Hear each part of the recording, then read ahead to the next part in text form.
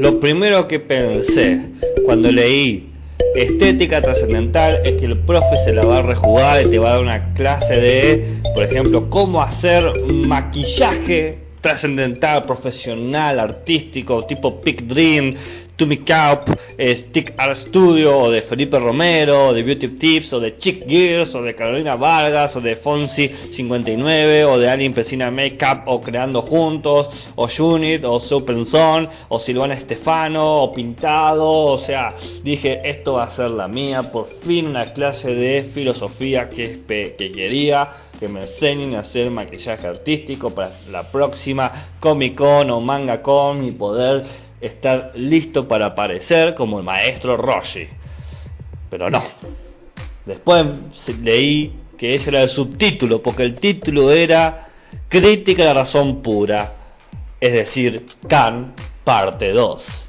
Nos volvemos al problema del conocimiento. Chan, chan, chan. Bien. Habíamos llegado a un punto bastante complicado, que era el problema del conocimiento para Immanuel Kant. Kant decía que todo conocimiento certero está basado necesariamente en la experiencia, no podemos escapar. A ese conocimiento lo llamamos a posteriori, es decir, después de la experiencia. Pero, oh sorpresa, también el conocimiento certero tiene que ser universal, necesario, es decir, a priori, ante la experiencia. Lo cual nos genera un problema, porque nosotros basamos nuestro conocimiento del mundo, de las experiencias individuales, particulares, es decir, de la a posteriori, pero de alguna manera podemos conocer todo lo que pasará en el futuro. Por ejemplo, podemos predecir eventos a 100 años y todo lo que pasó en el pasado, es decir, podemos hablar y describir eventos de hace millones de años atrás. Pero nosotros tenemos experiencia solamente del presente. Tenemos experiencia en términos de Hume, es decir, esta experiencia individual, esta experiencia individual, esta experiencia individual, pero tenemos conocimientos cartesianos, conocimientos universales y necesarios. Eso ya lo llamamos la aporía de la razón, una contradicción. Tenemos conocimientos individuales, pero podemos generar afirmaciones de conocimientos universales.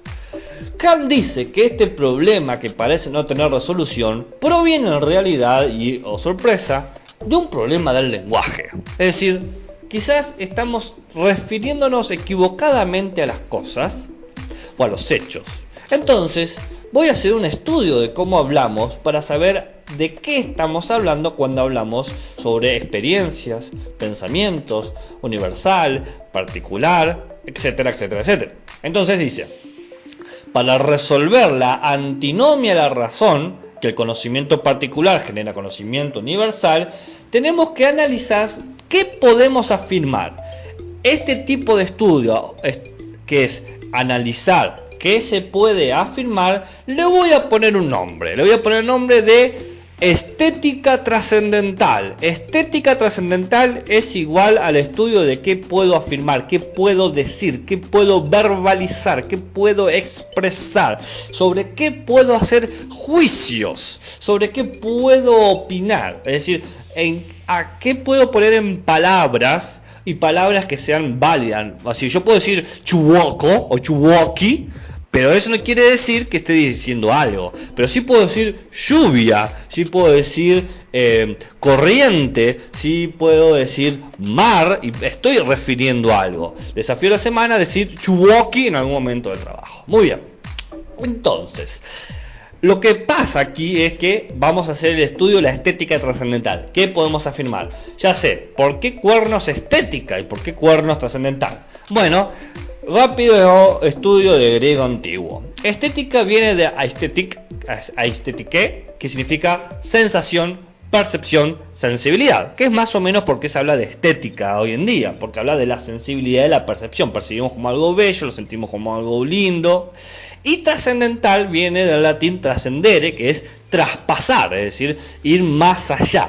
Entonces, ¿qué es la estética trascendental? Es el estudio de aquellas percepciones que traspasan al individuo o a lo individual, es decir, lo que es común a todos y esa percepción común. Todos tenemos percepciones individuales, todos tenemos sensaciones individuales. Si bien vos y yo vemos la manzana, yo siento la manzana de distinta manera. A mí, por ejemplo, me gustan las manzanas verdes y a mi pareja le gustan las manzanas rojas. Entonces, entre dos manzanas, vemos los dos, manzana verde y roja, pero tenemos distintas percepciones. Una me gusta más y una me gusta menos y viceversa. Entonces dice Kant que la estética trascendental va a ver aquello que es común a nosotros, no lo que es distinto. ¿Y qué es común? Hay algo que los dos vemos dos manzanas, vemos que tiene ciertas cualidades del objeto, es decir, que la estética, y nos permite decir cosas comunes. Por ejemplo, ella y yo, mi pareja y yo decimos, ahí hay dos manzanas.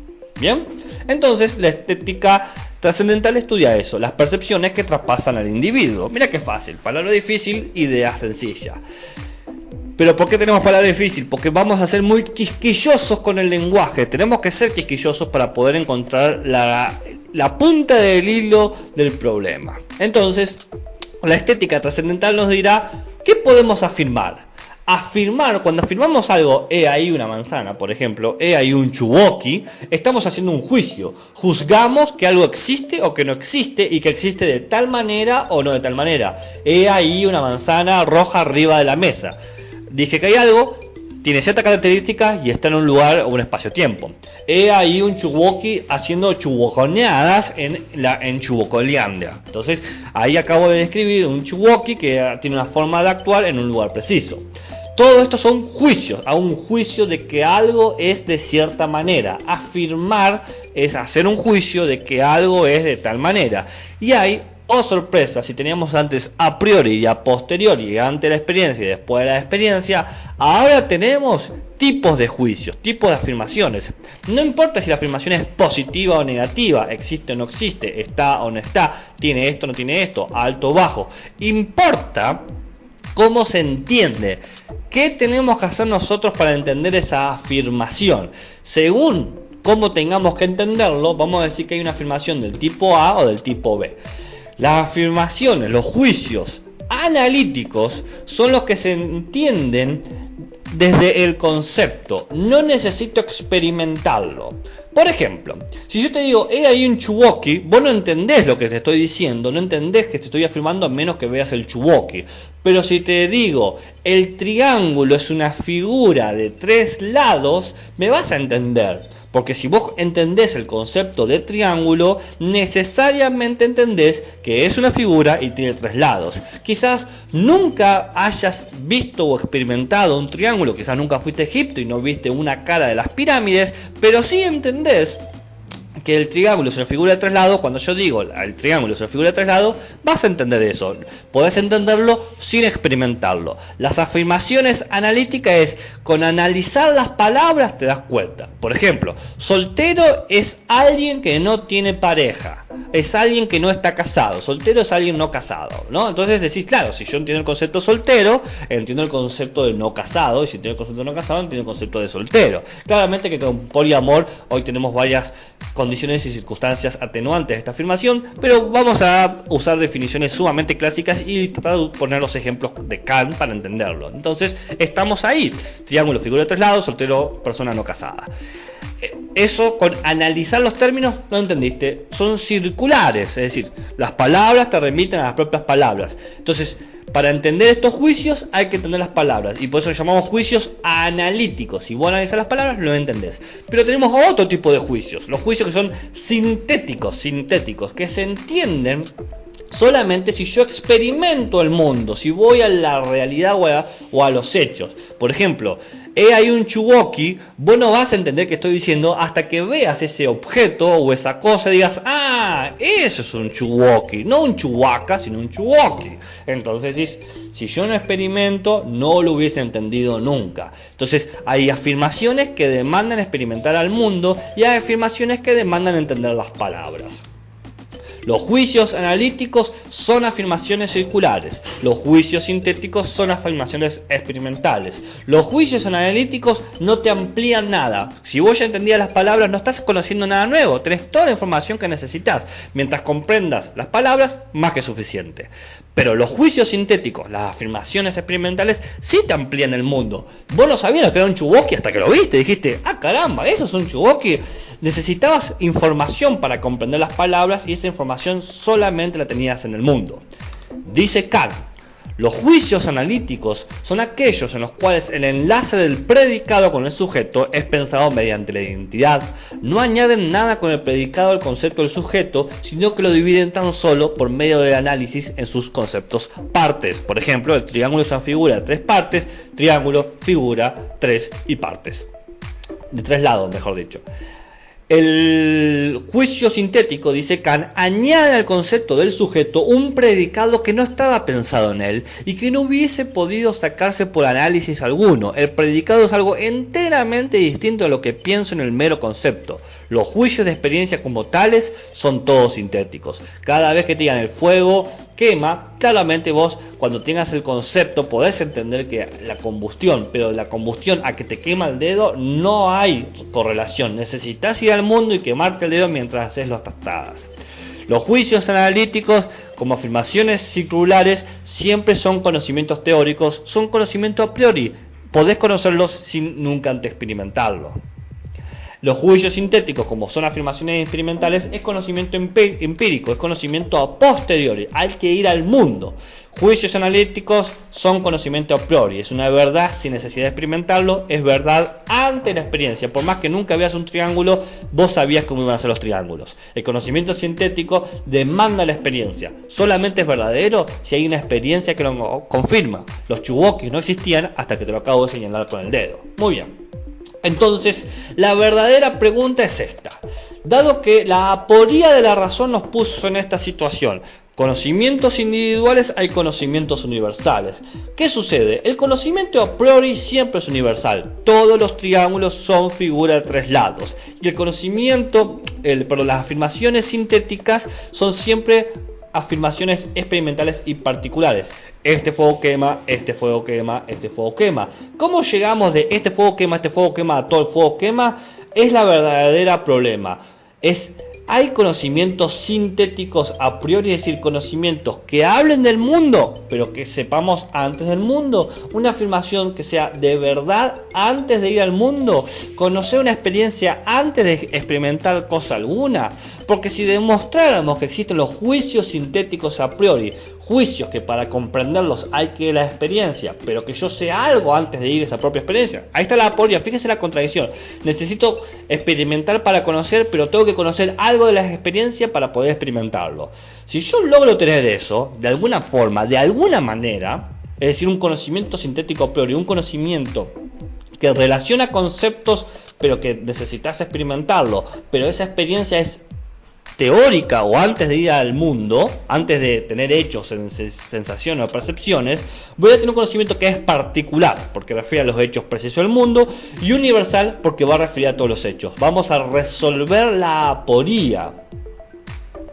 Entonces, hay que demostrar la existencia de los juicios sintéticos a priori, porque es real de que existen. La ciencia ya demostró que existen los juicios sintéticos a priori. Todo el conocimiento científico de alguna manera es un conocimiento sintético a priori, porque se basa en hechos particulares. El fuego quema, fuego quema, fuego quema, fuego quema, y empieza a decir todo fuego te va a quemar. Entonces, ¿cómo logramos demostrar eso? Bueno, les voy a dar 2 pruebas, la prueba 1 y la prueba 2. Ajústense en sus cinturones, acomódense en la silla, tomen un trago de agua, vayan al baño, porque esto se va a poner intenso. Prueba número 1. El pensamiento matemático existe gracias a los juicios sintéticos a priori. Dice Kant, ok, las matemáticas nos pueden parecer a todos como analíticas, como circulares.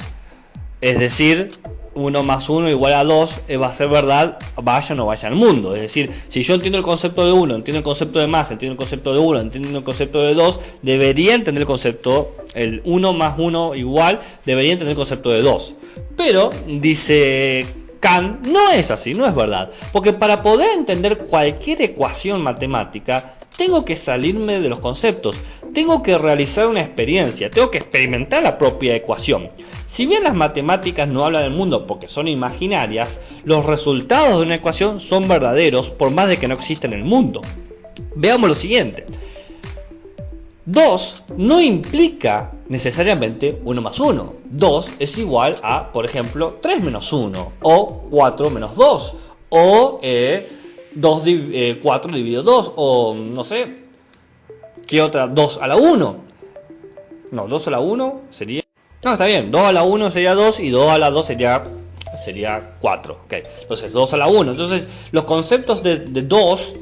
el resultado de 2 no es un resultado analítico. Yo sí o sí tengo que generar una síntesis, tengo que generar una cierta experiencia. Por ejemplo, tengo que entender el concepto 1, el concepto más, el concepto igual, pero no necesariamente voy a tener el 2. Tengo que generar una experiencia particular, individual. Sumar 1 más 1, quizás con los dedos. Un dedo más un dedo son 2 dedos. Una manzana más una manzana son 2 manzanas. Un chuwoki más otro chuwoki, bueno, quizás sean 2 chuwoki, no sé, no conozco los chuwoki. Entonces dice Kant, podría pensarse al principio que la proposición 7 más 5 igual 12 es una proposición meramente analítica que se sigue del concepto de una suma de 7 y de 5. Pero cuando se considera más de cerca se encuentra que el concepto de la suma de 7 y 5 no encierra nada más que la reunión de ambos números en uno solo. El concepto de 12 no es en modo alguno pensado ya en el pensamiento de reunión de 7 y 5. Hay que salir de esos conceptos ayudándose con la intuición que corresponde a uno de ellos. Por ejemplo, los 5 dedos o bien 5 puntos, y así poco a poco añadir las unidades del 5 dada la intuición al concepto de 7. Si vos tenés los elementos 7, 5, más e igual, no necesariamente vas a tener 12. Podés tener más 7, 5 igual, entonces tenés más 75 igual. O podés tener más igual 7, 5. O podés tener 7 igual 5 más. Es decir, los conceptos en sí mismos no son circulares. Tenés que ordenarlos de una forma específica y experimentarlos de una forma específica para tener 7 más 5 igual 12. Pero hay una prueba más. La segunda prueba. Acabamos de probar que todas las matemáticas son juicios sintéticos a priori. Por lo tanto, todo lo que dice la matemática es una verdad particular, pero que se expresa de forma universal. O una verdad universal que se expresa de forma particular. Hemos resuelto la paradoja, la aporía de la razón kantiana. La segunda prueba es con la física. Los juicios sintéticos a priori son también juicios físicos. Porque la física, en principio, obvio, puede parecer a posteriori. Solamente los conceptos físicos se entienden en la experiencia. Hay un chuwoki, hasta que no experimentaste un chuwoki, no experimentaste nada, macho. No sabes lo que es. Entonces, ¿qué pasa? Los eventos físicos pueden predecirse a miles de años del futuro o millones de años en el pasado. Entonces, es necesario presuponer algo. Vos asumís que los elementos tienen su propia identidad, que son iguales. La precipitación puede darse de muchas maneras y puede condensarse de muchas maneras, pero la lluvia es lluvia. Cuando llueve es por la condensación de una precipitación, no importa dónde sea, aquí o en la China. Entonces hay que asumir la identidad y hay que asumir la causa y el efecto. Uno, cuando experimenta el mundo, experimenta asumiendo que las cosas más o menos son iguales y que hay una relación causa-efecto. Es decir, a priori, antes de ir al mundo, vos ya sabés, que las cosas tienen su propia identidad y por lo tanto van a ser más o menos iguales, y que las cosas tienen una relación causa-efecto. Es decir, que podemos establecer relaciones de un evento con eventos futuros. Si yo sé que se viene una corriente de aire frío de un lado y una corriente de aire caliente por el otro, y sé que se van a chocar, sé también, por lo tanto, que si al chocarse se va a generar una condensación que se va a precipitar y va a llover y se me va a mojar el asado. Dice Kant, en todas las transformaciones del mundo corporal la cantidad de materia permanece inalterada y en toda comunicación y movimiento tiene que ser siempre iguales la acción y la reacción. En el concepto de materia no pienso la permanencia sino la presencia de la materia en el espacio, llenándolo. Salgo realmente el concepto de materia para pensar a priori unido a él algo que no pensaba en él. Es decir, vos pensás que la materia se va a mantener en su lugar, en su forma de ser y va a actuar o reaccionar más o menos de la misma manera. ¿Qué tal, Pascual?